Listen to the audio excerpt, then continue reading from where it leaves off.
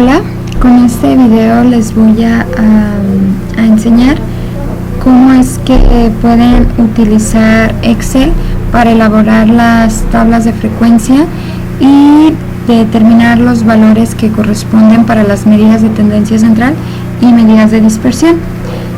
Normalmente cuando les explicamos estos temas todo se hace pues de manera manual.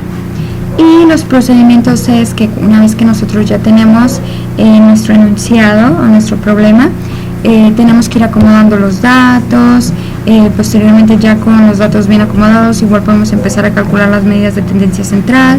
Posteriormente sacamos las clases. Con las clases ya podemos poner la frecuencia y posteriormente la frecuencia relativa, frecuencia porcentual, para poder nosotros por último graficar. Bueno, para poder trabajar en Excel no es necesario hacer el acomodo de datos, ya que Excel tiene diferentes funciones que nos permiten que con nuestros datos así desacomodados como los tenemos podamos obtener esos resultados. Para mí, una de las formas más fáciles de elaborar estas tablas es primero empezar por estos datos generales, hacer mi tabla de frecuencias y por último hacer lo de que es la medida de tendencia central y medidas de dispersión, ya que estas no generan como que mucha programación.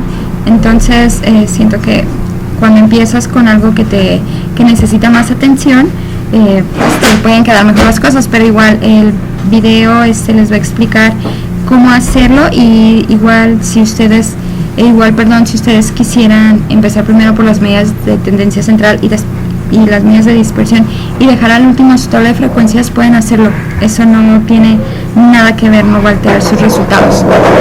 Bueno, pues comenzamos. Para poder tener esta tabla llena de nuestros datos generales, nosotros primero necesitamos saber el número total de datos que tenemos. Este ejercicio no nos dice de cuánto es la muestra, no nos dice absolutamente nada. Entonces la manera manual es que nosotros estuviéramos contando 1, 2, 3, 4, así, ¿no? Cada una de las columnas. Pero para Excel tenemos la función de contar.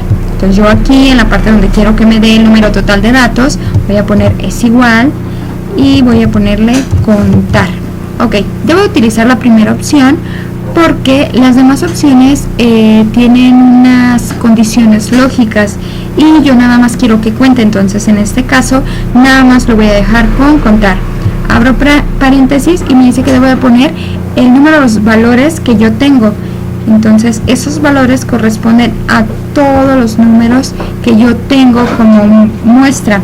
Entonces ya que yo los tengo seleccionados y que me dice que va a contar desde todo lo que está en A2 hasta G7 y yo veo que realmente es todo lo que he seleccionado y que necesito, voy a darle en cerrar paréntesis y un enter.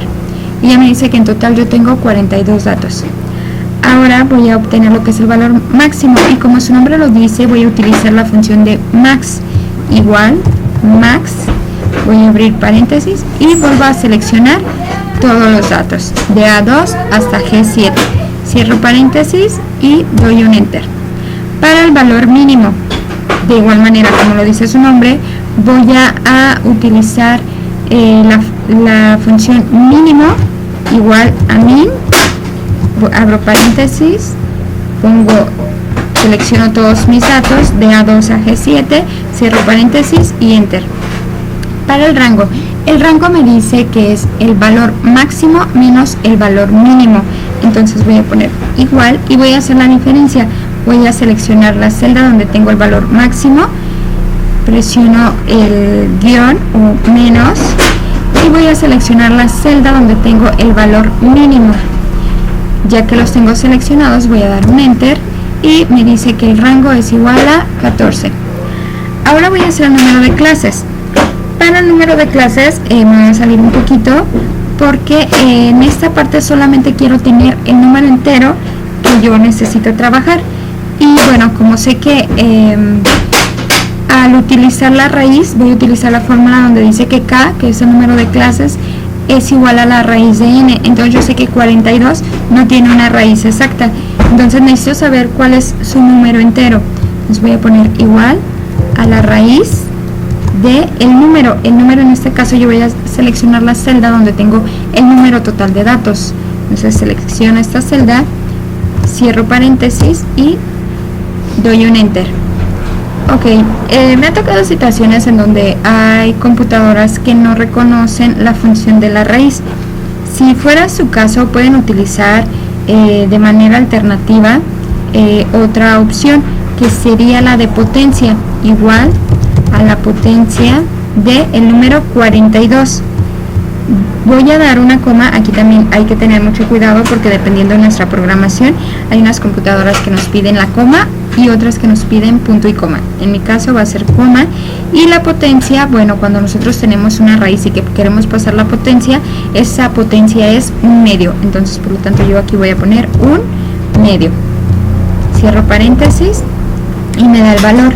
Ok, si se fijan es exactamente el mismo valor que yo tengo si pongo la función de raíz, así que esto pues no altera nuestro resultado. Pero en el número de clases yo sí necesito poner exactamente la opción de un número entero, entonces voy a poner 6. Excel tiene una función que es redondear. ¿Por qué no la utilizo? Porque Excel me redondea a partir de que si es 5.6 ya me redondea al siguiente, y yo no puedo redondear una clase nada más porque tenga 5.6, entonces por eso no utilizo esa opción y a mí me gusta más utilizarlo de esta manera. Y por último voy a sacar la amplitud. La amplitud, la fórmula me dice que es el valor máximo menos el valor mínimo entre el número de clases. Pero yo sé que esta parte del valor máximo menos el valor mínimo es igual al rango, por lo tanto voy a seleccionar la celda donde tengo el valor del rango y lo voy a dividir entre el número de clases. Y ya me dice que es 2.3333 periódico. Ok, lo voy a dejar a solo un decimal, 2.3. Ahora, con esta información yo ya puedo elaborar lo que es mi tabla de frecuencias. Para empezar a hacer el llenado, me voy a basar pues de estar simplificando todo lo más que pueda este proceso. Para evitar a lo mejor estar utilizando Excel y una calculadora, voy a dejar que Excel me haga todo. Nada más debo de tener mucho cuidado en cómo voy a programar. Aquí en el límite inferior voy a tomar el valor más pequeño que tengo, entonces voy a poner igual al valor mínimo, doy un enter y me dice que es 8. Lo voy a dejar con un solo decimal. Y si recuerdan, cada vez que nosotros de manera manual hacíamos el límite superior, lo que hacíamos era sumar el límite inferior más la amplitud, que en este caso sería 10.3. Pero ¿qué sucede? Bueno, aquí hay como que una situación, porque para Excel todo lo que nosotros pongamos en el límite superior sí lo toma dentro de esa clase. Y si recuerdan, nosotros al hacerlo de manera manual decimos que son todos aquellos números que son mayores o iguales que 8 pero menores a 10.3.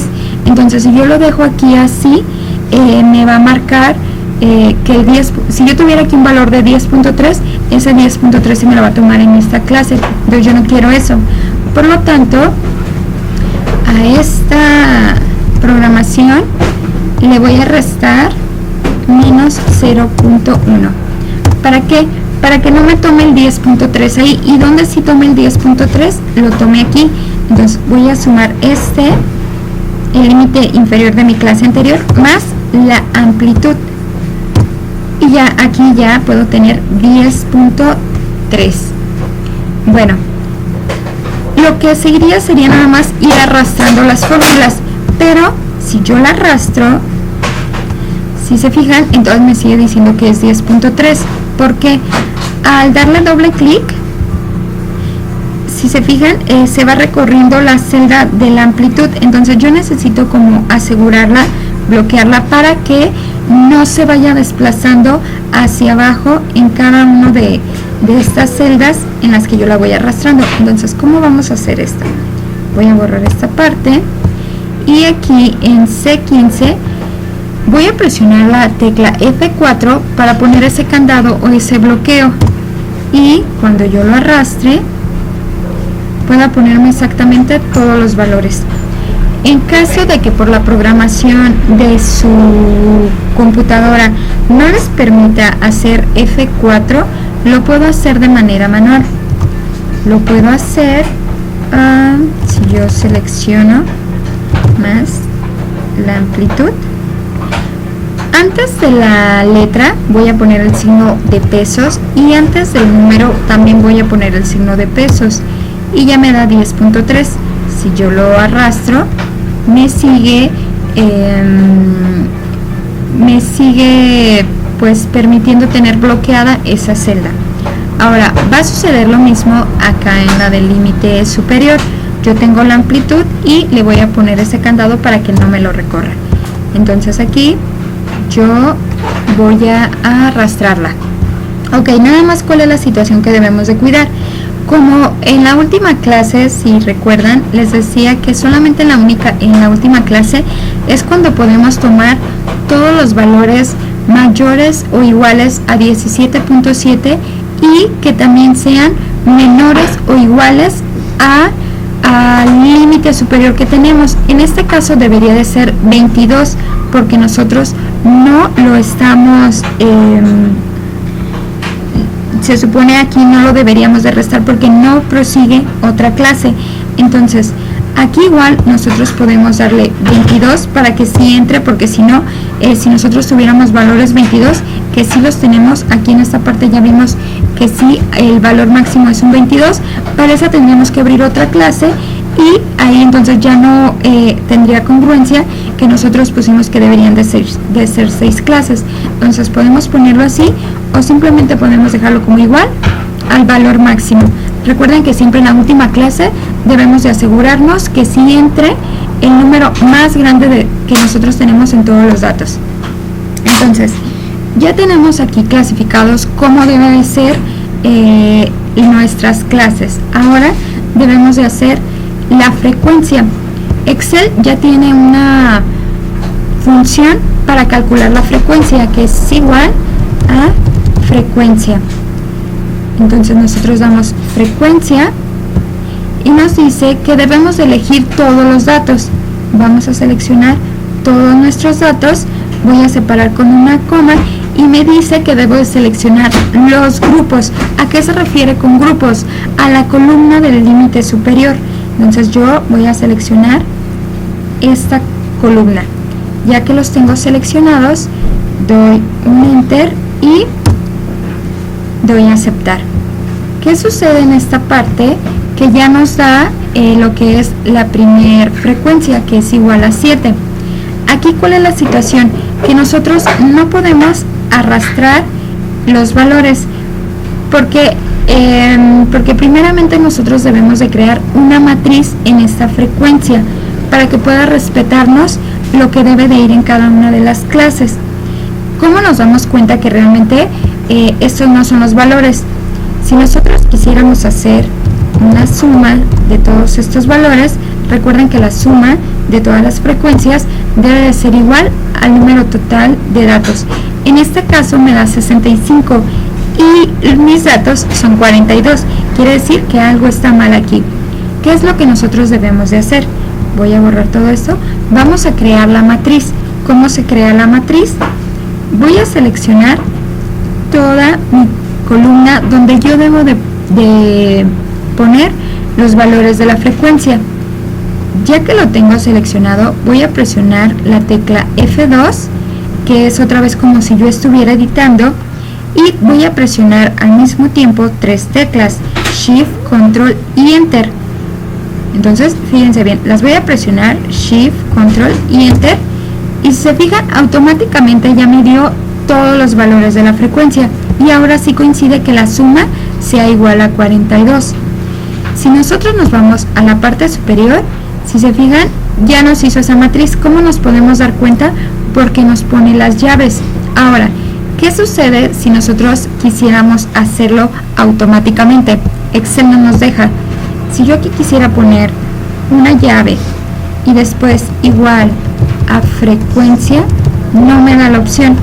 Si dijéramos, ok, yo pongo igual a frecuencia y otra vez tomo los datos y pongo los grupos. Ok, y después de eso quiero yo ponerle aquí el signo de llave y acá también llave. No me dejan. Entonces, si se fijan, es exactamente lo mismo que está aquí programado, pero no me deja hacer esa matriz. Entonces es muy importante que para realizar la matriz nosotros lo realicemos con las teclas Shift, Control y Enter. Les voy a eliminar esa. Ahora vamos a pasar a la frecuencia acumulada. Prácticamente ya pasamos como que la parte más complicada. Esto es un poquito más fácil. La frecuencia acumulada, como lo dice su nombre, es la acumulación de los datos que llevamos hasta cada una de las clases. Para este caso, pues debe ser igual a 7, porque es la primera clase. Para la segunda debe ser lo que llevo en la clase anterior más lo de esa clase, que en este caso sería mi segunda clase, 7. Y como aquí no hay ninguna condición de que no se tenga que arrastrar el valor, aquí sí, nada más puedo seleccionarlo y arrastrarlo. ¿Cómo compruebo que están bien mis datos? Porque aquí debo determinar en el número total de datos que yo tengo de este lado. Si algo hubiera estado mal en mi programación, aquí este 42 es el que me va a determinar si yo hice mal mi procedimiento. Ahora, para la frecuencia relativa, la fórmula me dice que es el número total de la frecuencia absoluta, que es la que tenemos aquí, entre el número total de datos. Entonces yo voy a poner aquí, igual, voy a seleccionar mi celda de 7 y lo voy a dividir entre n. Ok. Si recuerdan, esta parte sí la necesito al hacer el arrastre y voy a presionar la tecla F4. Ya lo tengo y bueno, esta parte la voy a trabajar con 2 decimales, 3. Ok, lo voy a arrastrar y ya me da todos los valores de la frecuencia relativa. Ahora voy a hacer la frecuencia relativa acumulada, que viene siendo exactamente lo mismo que hicimos con la frecuencia absoluta acumulada. Les voy a poner aquí este mismo valor. Y ahora para la segunda frecuencia relativa acumulada voy a sumar la frecuencia relativa que tengo en mi clase anterior más el de esa clase, que en este caso también son 0.167. Ahí lo tengo y lo voy a arrastrar. Recuerden que también para comprobar que una frecuencia relativa acumulada está bien, su último valor, el último valor de la clase debe de ser 1 o muy aproximado a 1. En este caso, como Excel sí nos está guardando todos los decimales, pues sí puede ser 1. En el caso de cuando nosotros hacemos los redondeos, pues sí, a veces por eso nos queda 0.99, ¿sí? Por último, para finalizar esta parte de la frecuencia porcentual, nada más es que nos dé como qué porcentaje de los datos nosotros tenemos en cada una de las clases. Para esto le voy a dar igual y voy a tomar el mismo en la frecuencia relativa. Aquí hay personas que tienden a multiplicarlo por 100, pero yo, para evitarme todo esto, nada más voy a cambiar el formato de celda. Lo voy a poner como un porcentaje. Le voy a dar a aceptar y ya me lo dan. Por lo tanto, nada más voy a ir arrastrando. Y si se fijan, bueno, pues esto que nos representa que tenemos de 8 a 10.2, 16.6% de nuestros datos. Para 10.3 a 12.6 también tenemos un 16.6% de los datos. De 12.7 a 14.7 un 21%. Prácticamente en la clase donde tenemos más datos es en la clase que va de 15 a 17.2 con un 26%, y la clase con menos datos sería de 17.3 a 19.6 con un 4.76%. Entonces, para eso nos sirve en ocasiones obtener la frecuencia porcentual. Si nosotros quisiéramos hacer una gráfica, un histograma de la frecuencia, solamente tendríamos que seleccionar esta columna, darle en insertar una gráfica de barras y aquí nos da nuestra frecuencia. Voy a ponerlo un poquito diferente, un poquito más así. Y bueno, la información que nos está dando corresponde a que en la primer clase, en esta, nosotros tenemos 7 valores. En la segunda clase también tenemos 7 valores. En la tercera clase tenemos 4. En la quinta clase tenemos, aquí en donde está el número 5, tenemos 11 valores. Aquí tenemos 2 y aquí 6. Entonces es lo que nosotros pudiéramos ver allí el comportamiento. Si nosotros quisiéramos hacerla sobre el porcentaje, igual podemos tomar esta, insertar, tomar la gráfica de pastel o gráfica circular y hacerla. Ya nada más en el formato, pues igual aquí podemos irle dando los porcentajes y hacerla de la mejor manera en que a nosotros nos pueda servir. Entonces voy a pasar las gráficas un poquito abajo para seguir con las medidas de tendencia central. Sí, sería la forma en la que nosotros podemos realizar las gráficas que más nos convengan. Si nos dijera de polígono, nosotros igual voy a utilizar la frecuencia relativa para utilizar otro dato. Voy a ponerle insertar y le voy a poner aquí en la gráfica de líneas. Le voy a poner que sea de puntos. Ok, lo pongo ahí.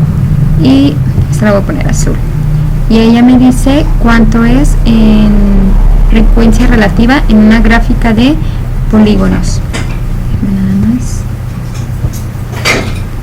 Entonces serían los 3 gráficos más comunes: el de barras, el de polígono y el de pastel o de porcentajes. Ahora sí vamos a pasar a la parte de calcular la media, mediana y moda. Si recuerdan, cuando les expliqué lo que era la media, les decía que era un procedimiento que nosotros ya sabíamos hacer porque aproximadamente desde la secundaria nos enseñan.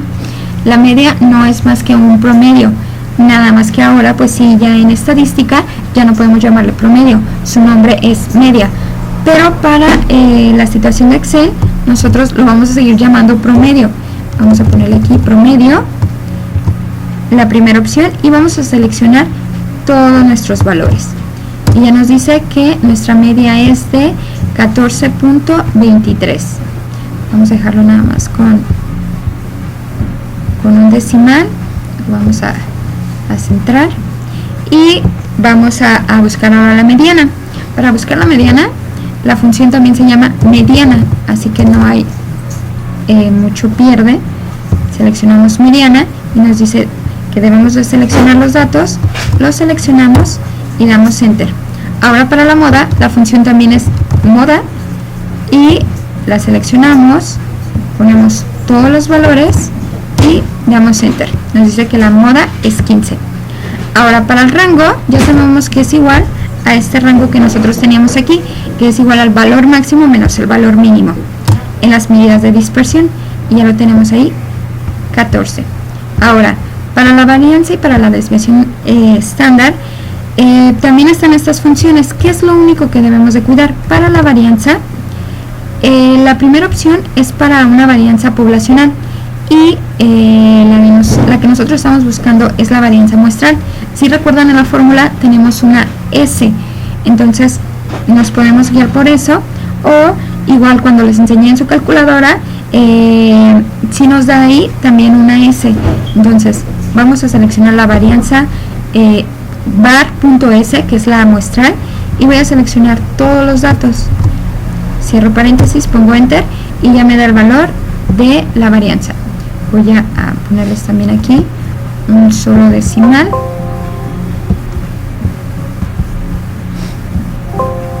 Bueno, no me deja. Y en la desviación estándar, bueno, si se fijan, la desviación estándar es la raíz de la varianza. Podemos manejarlo así, o también está la función directa de una desviación estándar. Entonces voy a poner desviación y aquí nada más está desves punto M, porque la M es la de la muestra y la P es la poblacional. Entonces yo voy a escoger la de la M y voy a seleccionar mis 42 datos. Y ya tengo lo que es la desviación estándar. Entonces, así es como se hace. Espero que les sirva mucho y pues si tienen alguna duda, espero que en sus